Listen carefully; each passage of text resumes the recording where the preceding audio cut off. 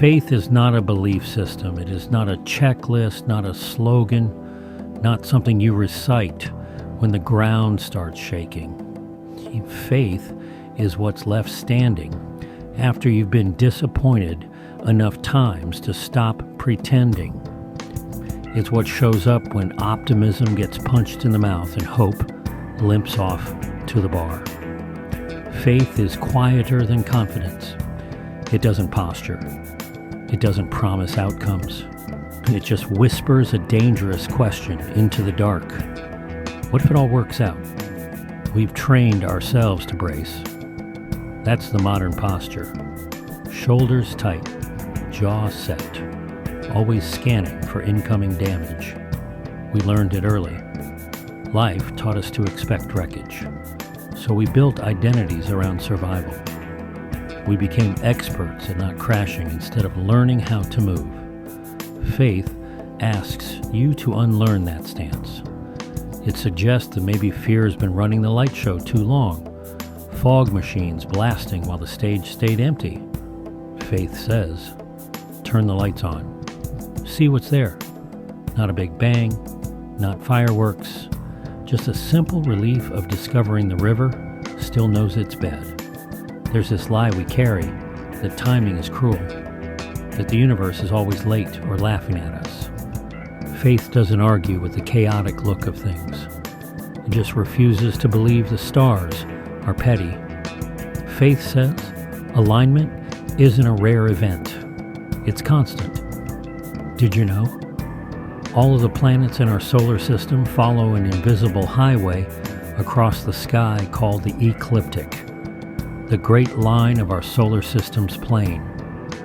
On any clear night, if you know where to look, you can see them strung along it like bright travelers marching through the constellations.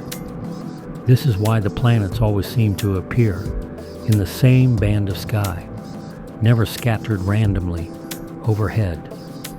In a strange way, the heavens are always aligned, not in the mystical sense, but in the simple geometry of worlds moving together on the same cosmic track. And so, I've got news for you. The stars are always aligned. We miss it because we're always sprinting through our busy lives. Faith stands still long enough to notice that the mess has its own intelligence, that the knot loosens when you stop yanking on it. Maybe this is the moment the stars aren't mocking you. Maybe they never were.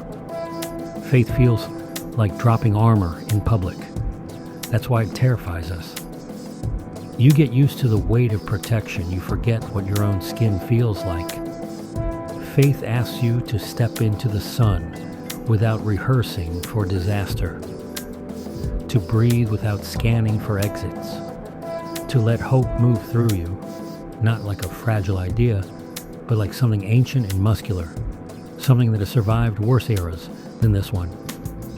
Faith swings like jazz on vinyl. Improvised, imperfect, alive. It doesn't rush. It lets the silence matter. When faith shows up, dread doesn't get a seat at the table. Not because it disappears, but because it's no longer in charge.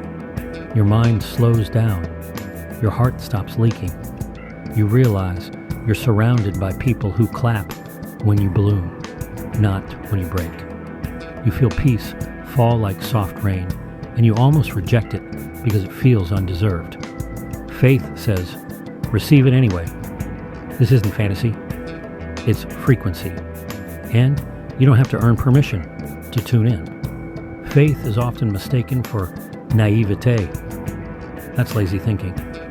In a world addicted to cynicism, faith is rebellion. It is revolutionary to believe in alignment without demanding proof first.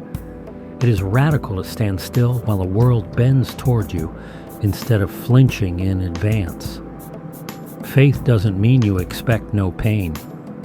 It means you stop living as if pain is the only thing guaranteed. Because what if it all works out?